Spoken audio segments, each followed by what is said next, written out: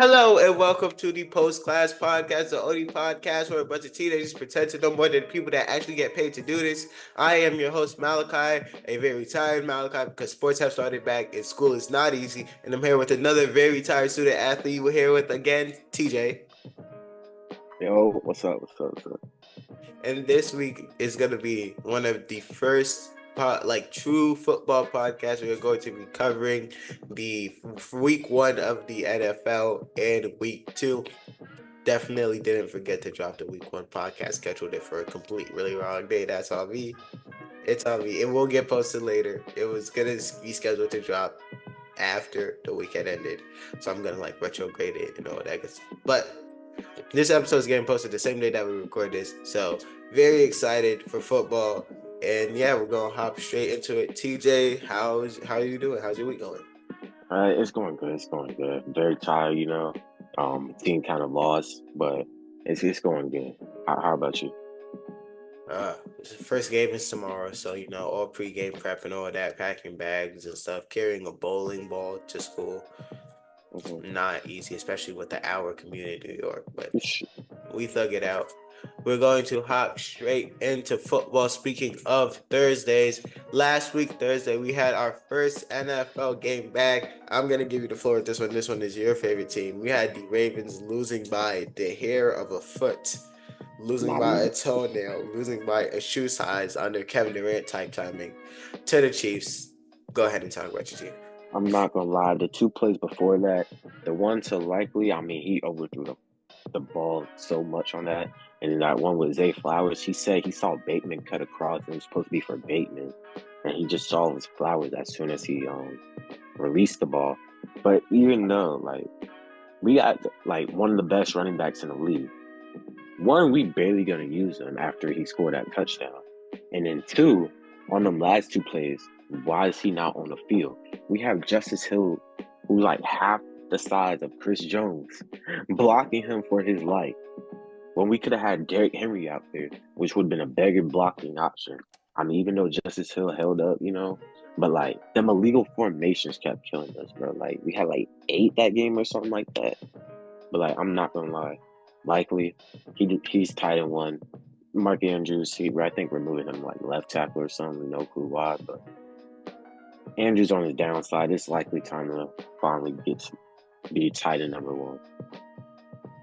Honestly, I think what killed y'all this game, watching most of this game, it's your the incapability of your offensive line, the youth of your offensive line. A lot of these offensive line players, this is their first game back, or they're rookies, or this is their first game in the new system. If your offensive line can hold on for 1 or 2 more seconds each drive, I think y'all Mm-hmm. score a lot more. Lamar was running for his life, and if y'all are going to have a good season, you can't consistently have Lamar be running for his life.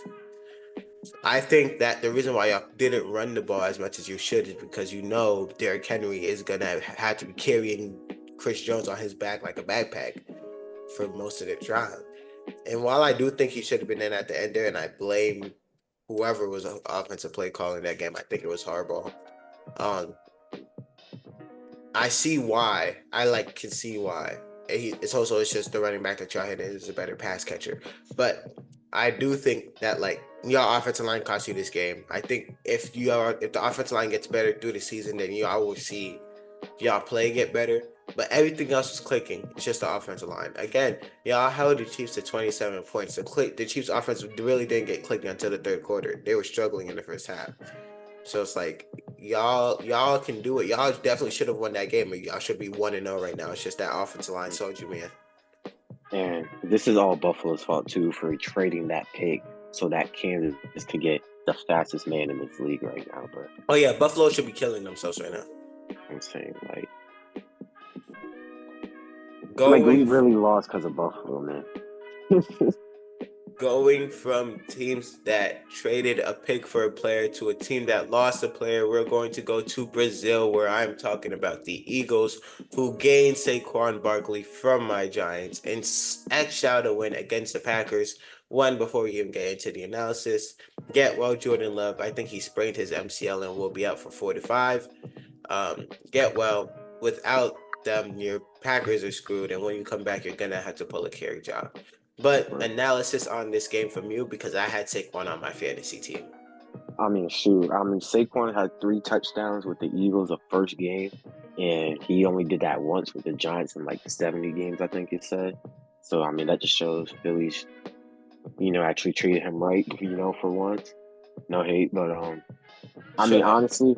honestly, that field was honestly terrible because they had like trash in the field, everybody slipping.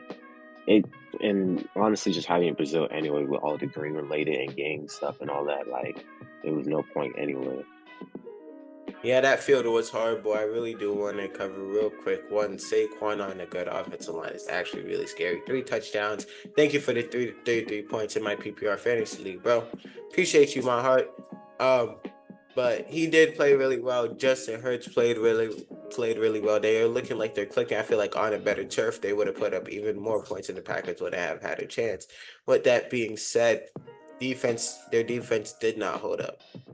It just didn't. The Packers were one core injury away from being one Hail Mary away. And I feel like the Packers played really well. They should be happy with how they played. I think that they could have won that game. I don't think they were going to win that game, but they could have won that game.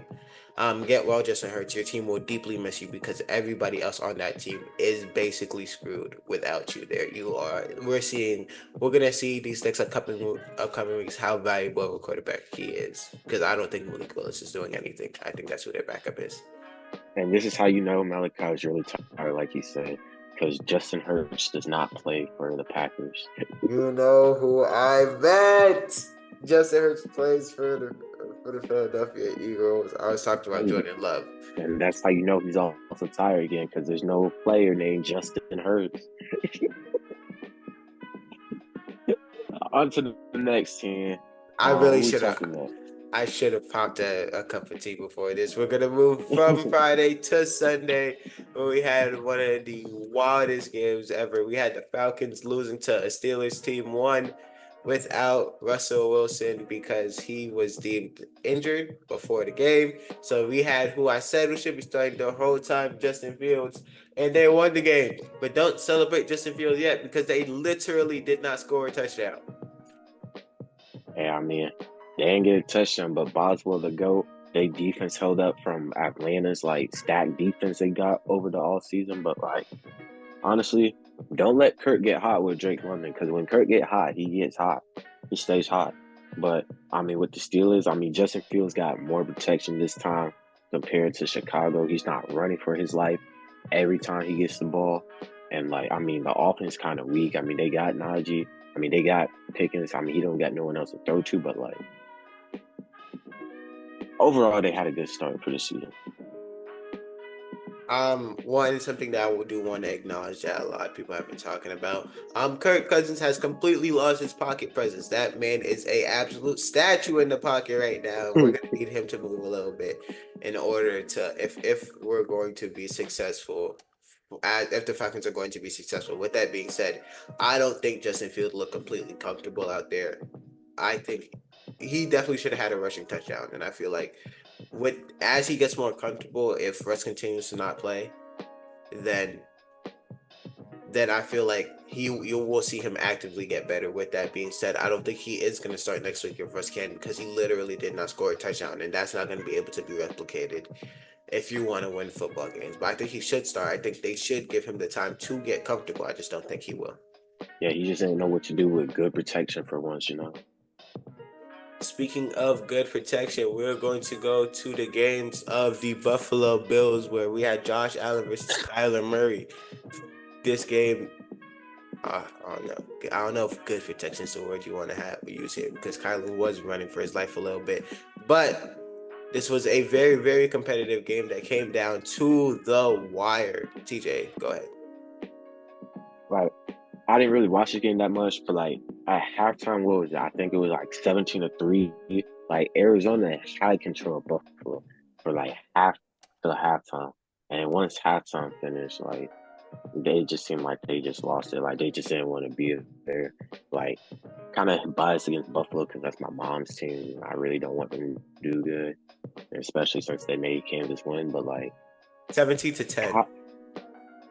Yeah, and like what you call it, Kyler Murray talking about his job not to feed the ball to Marvin Harris every time. I mean, obviously the ball is not going to go to him every single time, but like in a situation like that, and he talking about like all his different reads and all that, you should have saw Kyler or Marvin Harrison Jr. when he got Mar- wide open. Like he could have just tossed it up like he did with DeAndre Hopkins like 4 years ago, and they would have easily won that game. Marvin Harrison's stats. He had one reception for 4 yards on 3 targets. That's not how you treat a new star wide receiver. He definitely So, should have gotten a target at the end there when it looks like he was wide open. I don't know what Kyler was seeing, but on the broadcast it looks like he was wide open. With that being said, this game I think that the Cardinals lost this game personally, but this is also a game that where you show how valuable a star quarterback can be in this league. If we look at Josh Allen, he had 232 yards on 2 touchdowns. And while it doesn't seem like the most like it doesn't seem like the most impressive game. Just watching them in the second quarter, I was watching this in the alley as I had practice. But watching them in the second quarter, oh, I'm sorry, 2 passing touchdowns and 2 rushing touchdowns. My fault.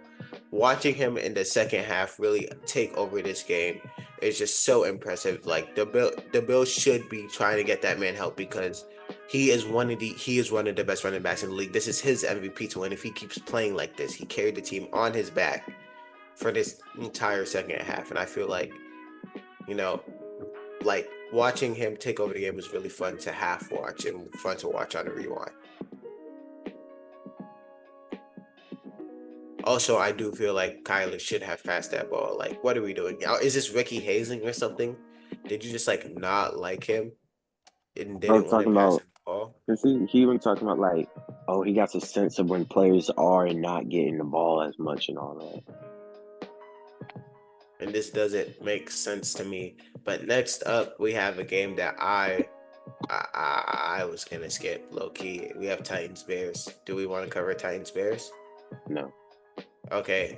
Really quickly, that one meme of Malik, not Malik Willis, that's the back of the Packers, Will Mayo Levis. Man, Will Levis, Mr. Mayo Man, hitting this on his knees, bro.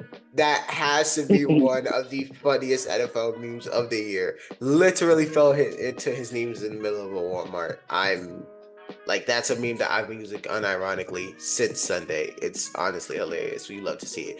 But you're trash at football, and that game was boring. With that being, it wasn't boring. It was a close game. It just wasn't a fun game. No, no. Titans. They sold me. They was up 17-3 at halftime. Ain't do nothing in the second half, bro. We got next. Up next, sorry, I got slightly distracted. We have the upset of the week. One more time, give it to me for the upset of the week. We have the Patriots going in and beating the Bengals away in Cincinnati. This Beating the is Bengals in this is all Cincinnati. Chase's fault. I'm Really telling you, this quickly all. before, because I know TJ has a lot to say about this. Let me get my 2 cents in real quick because I didn't fully watch this game. Oh, never mind. Um, Let me get my 2 cents in before I pass this to TJ because I know like he got sold by the Cincinnati players. Um, I think that they're gonna click again. These teams haven't played a full season together in what 2 years now, since 2022. Didn't play 2023 off preseason or anything. I think they're just taking some time to gel together. I think they'll be fully back together by week 3.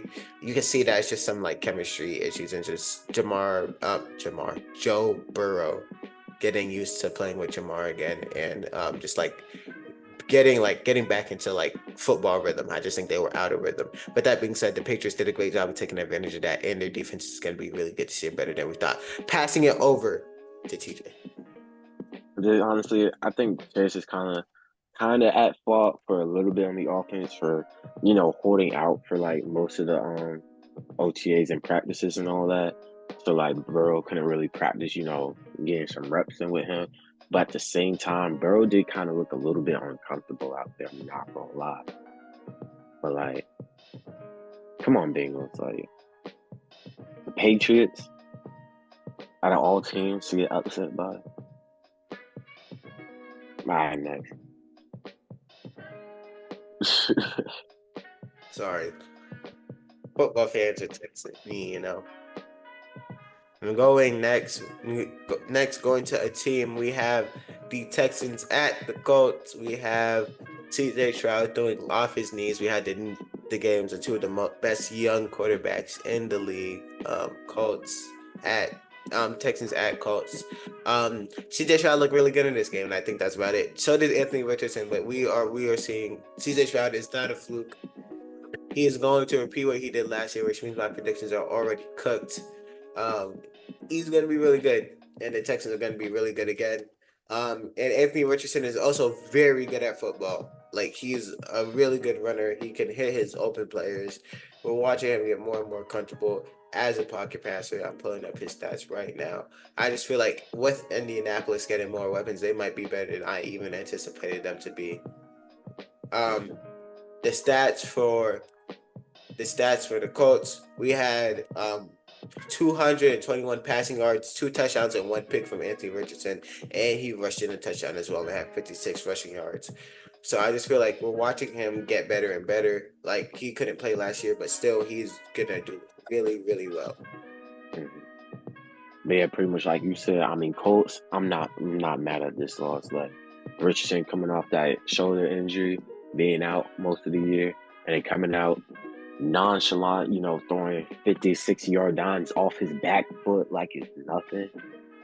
I mean, y'all stayed in the game with the Texans too, and CJ Stroud still going to be one of the best quarterbacks in the league for a long time. So like overall, this was honestly a really good game to watch and all that. Again, CJ Stroud, he had, I think, 234 yards. I just clicked out of it, and he had 2 touchdowns as well, no picks. That man is going to be a absolute freak of nature, and I feel like he's gonna win the MVP if he keeps playing like this in the future. Not this year. I think this year Josh Allen's to win, but in the future, he will definitely have a MVP to his name if he keeps playing like this. Next up, speaking of having things to your name, we have an arrest warrant on Mr. Cheetah, Tyreek Hill. We have an arrest warrant on his name as he was detained before the game and had one of the funniest celebrations of the season as they barely squeaked out a win against the Jaguars, 20-17. TJ, what did you think of this game? It's bigger than black and white.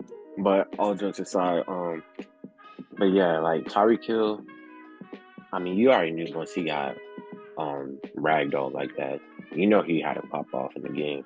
And they even had Calais Campbell. I didn't even know he was in Miami. They detained him too. I didn't even know. But like overall about the game, Dolphins, I mean, Tua's still preying on his speedsters on his team. And then Trevor Lawrence looking good too, making some. I don't know if you saw that one touchdown pass he had where the guy was like 6 yards behind the defender and he was like completely covered, but then he like pretty much just threw it and made him open. But like, if I'm Jaguars fans, I'm not mad at this game. Y'all gonna have a good season. Still got y'all making the playoffs. Yeah, unlike this man, but yeah, y'all's year gonna be promising this year. Really quickly looking at the stats for the Jags, we have Trevor Lawrence throwing for 162 and a touchdown. I feel like this is the Trevor Lawrence that we saw a couple of years ago when he had that huge comeback winning the playoffs. I feel like he's slowly getting back to that form now that he has a little bit more weapons. I'm not completely confident in him yet. I am happy for him though. Tua threw for 333 yards. I wanted to cover it real quick. Tua threw for 338 yards. That's ridiculous. And most of those probably were past line of scrimmage, to a weak arm. All that good means. Tyreek had 130 yards with 12 targets and 1 touchdown, 7 receptions. That man is a freaking nature. This team is going to be good, even with JJ Waddle not scoring today. I feel like this team is going to be absolutely explosive again. You can count on the Miami Dolphins to at least pull out a win because they're just all the playmakers they have on that team, and the defense is looking decent, at least with Jalen Ramsey. And nope, never mind. I was gonna say the defensive end that got traded. I think it was Wilkins. I think he got traded. But yeah, Yeah, the defense. traded. Right. So I think they're going to do really well. And yeah, they should have a couple more blowout wins this season. Speaking of blowouts, we're not talking about this game. That's all you get, Saints and Panthers fans. That's all you get. That game is boring, and y'all should be happy. We should also skip this game, and I was going to, but TJ won't let me. It's the Vikings and the Giants. Oh yeah. Let me take the lead on this. I mean, since Danny Dimes, signed that contract, he done throw more touchdowns to the other team than the Vikings. And it's bad when the Vikings players even said they felt bad for Jones just because they just kept beating down on him. But Giants overall, y'all gonna have to start Tommy DeVito after if he's doing bad next week too. Because Daniel Jones is not gonna be your starting quarterback, nor will he probably be on your team after this year anyway. Might honestly get cut or traded this year, but yeah, I won't put too much damage on your Giants.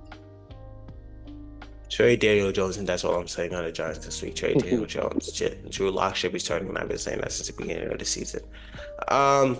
We have the Raiders and the Chargers. Not too sure what to say about this one. This one wasn't a blowout, but it sure was boring. Happy for Harbaugh getting his first win in the NFL. Happy for Justin Herbert finally having a competent coach. The Raiders suck, and we know it. We praying for Justin Herbert though. Why are you praying? Because he don't got no receivers, man. That is true. We are praying for Justin Herbert, just like we're praying for the Giants wide receiver core. But he does got Joe Alt big, so he does have Joe Alt. We're praying for Justin Herbert, just like we're praying for the Giants wide receiver core until Drew Lock is starting. Another game that was just not watched. We have the Broncos at the Seahawks. Not gonna lie, this is a game that I ignored. I had to get practice in for this week. It looks like a close game. It looks like a good game. I'm happy that Joe Alt is their starting quarterback for the Broncos. Back to you guys for a start. No, it's not Alt. Joe Alt is the big lineman for the Chargers. No, it's Bo Nix. It's Bo Nix. I knew it was a short name, bro. I knew it. I knew it was a short name. I'm too tired for all of this. For y'all. I promise you, I know my NFL knowledge. You can ask TJ. It has just been a very long week. But I'm happy Bo Nix got his first start. He damn near snuck this game away from the Seahawks. I'm happy that the Seahawks first coach got their win. Yeah, Mike McDonald, hate you for leaving us, but at least you got your win. The defense looked solid, but this game was low-key boring. Speaking of another boring game, we have 27. Oh, sorry, wrong one. That is Deshaun Watson, 27 cases. His jersey number should be 27. And another one coming to light from 2020, Ashley, which was the most important part for this game because they got absolutely smoked by the Cowgirls. The Cowgirls looked good at the beginning of the season again, as they always do. The Browns look absolutely garbage with Deshaun Watson at quarterback, as they always do. This game was easy to predict. I mean, honestly, the Browns are that bad. The Cowboys, even though they missed, they went ahead and tried a 71-yard field goal on y'all. Come on, man. I know that's not the Browns' choice, but if he would have hit that, they would have been the laughing stock. But Browns fans, honestly, y'all should have kept Baker Mayfield, and y'all should not have gave Deshaun Watson all that guaranteed money. Speaking of Baker Mayfield, where he's going to be on the next game that we skipped before we cover the last two games, we have the Buccaneers handling the Commanders. We saw this coming. The Commanders are garbage, just like my Giants, and they definitely should have won this game. Happy for everybody on that team, but this game was not watched by anybody other than Baker Mayfield fans, Tampa Bay fans, and Commanders fans. But you said Commanders should have won that? No, I said that the game wasn't watched by anybody but Commanders fans, Tampa Bay fans, and just Baker Mayfield fans. They should not have won that. We all know that the Commanders were going to lose.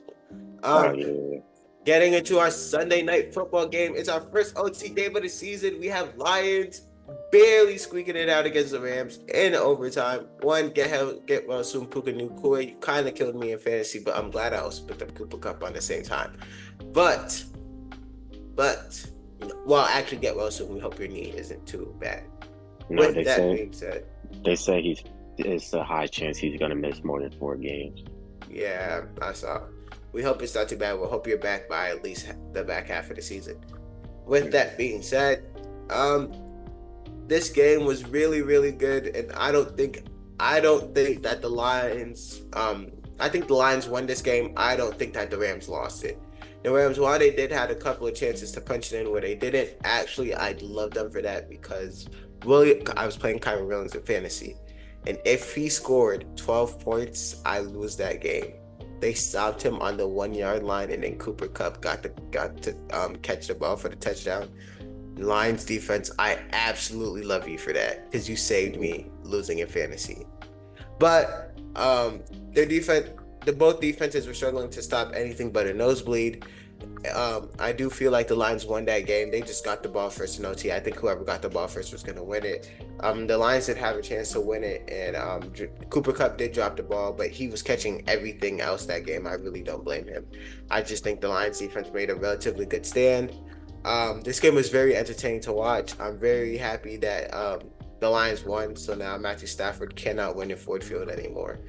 But yeah, very good game. Both teams played well. Happy for the Lions pulling out this easy dub, but I do think that the Rams are going to be very, very good this season, just like predicted. I mean, I don't got much to say about this game. You covered most of it, but Lions, y'all almost killed me by almost selling that game. I turned it off when it was 17-3, thinking they'll hold it on. And then I hear in the other room that it's tied and going to overtime. I'm like, oh, shit. But thankfully, y'all, Bud Light coach pulled it off and helped y'all win. Going from a game that went to overtime to a game that wasn't close whatsoever, we have the Monday Night Football game of the Jets at the 49ers. Jets, y'all are making me look bad. I had y'all being good this year. What happened? Aaron Rodgers, he didn't look completely comfortable in the pocket. I really don't blame him. His first game back from an Achilles tear. He didn't look like he had full movement. But with that being said, they did do relatively well. I think that a score at 19 isn't bad. And can win you football games, it's just your defense didn't stop anything. Your defense got one stop and gave up 8 straight scoring drives. And that's not something that's going to happen if you're going to win football games whatsoever. I do blame the defense for this win. I don't really blame the offense. I don't blame Aaron Rodgers because at a certain point, if they score 8 times in a row, there's only so much you can do. But they were getting stopped. This game was not. The score is very misleading because that last touchdown, those last 6 points came from. Oh, who's their backup? He came from the Jets. He came from the Giants. Tyrod Taylor? Yeah. Tyrod Taylor. There we go. Those last 6 points came from Tyrod Taylor, not from Aaron Rodgers. But the defense, the 49ers defense absolutely murdered the Jets, and the 49ers are coming back for vengeance. TJ. And honestly, all I really got to say is, I mean, for Rodgers didn't play in like a year. I mean, he almost came back last year, but I mean, he did for his first game back in a year. I mean, throwing the ball the same way like he always do. But the biggest thing about this game is Christian McCaffrey. He's so weak. If he would have just got in the game and probably carried the ball 2 times and got like 12 yards or something, I would have won. But no, I had to lose to other team because McCaffrey didn't want to play, which I thought like, I was going to win against McCaffrey. But then he had to wait till like an hour before the game to say he's not playing, which I wish I would have known that before. But overall, I mean, who was that guy? Jordan Mason that came in for him? Bro, that man was good, bro. 28 touches too, 146 yards in the total, and he was undrafted. He the next Brock Purdy man. I'm telling you.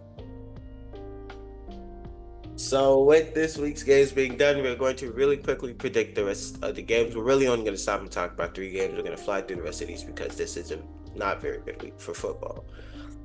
This is one of the games that we're going to talk about. It's Bills at Dolphins for the first time this year. Who do you have and why?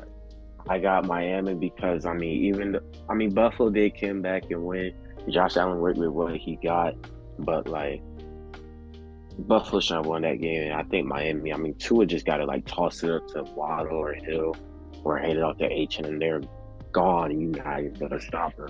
And their defense is still solid too. I just don't think Buffalo is gonna have like enough like experience enough of players, to get past Miami and their speedy offense and stuff.